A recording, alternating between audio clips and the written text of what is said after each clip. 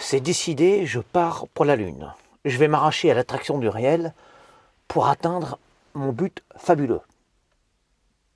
Aidé de mes seules ailes verbales, ou plutôt de ma plume unique, tout en poésie et légèreté.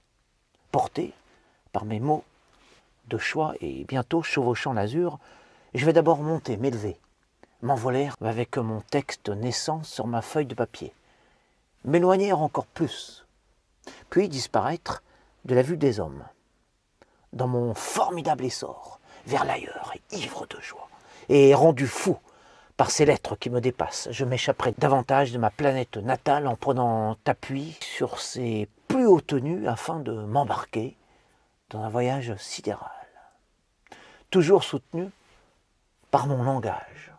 Alors, une fois parvenu au sommet de mon ascension, enfin arrivé au seuil de l'infini, juste au-dessus de l'atmosphère, après avoir fait ce premier saut jusqu'à la porte du vide spatial, je pourrais sonder l'immensité de l'espace.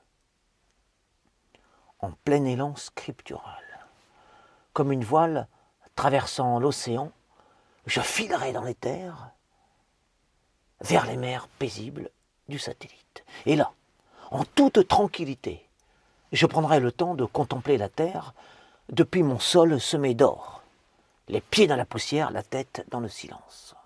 Assis au bord du monde, plongé dans mes pensées, le regard perdu, je me laisserai pénétrer par mes propres images littérales, voguant doucement en apesanteur dans le vent de l'éternité.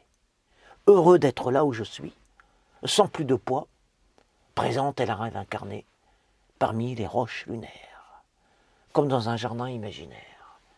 Je viens de vous écrire ici mon extraordinaire expédition vers Séléné au fil de la page qui se déroule, ligne après ligne, point par point.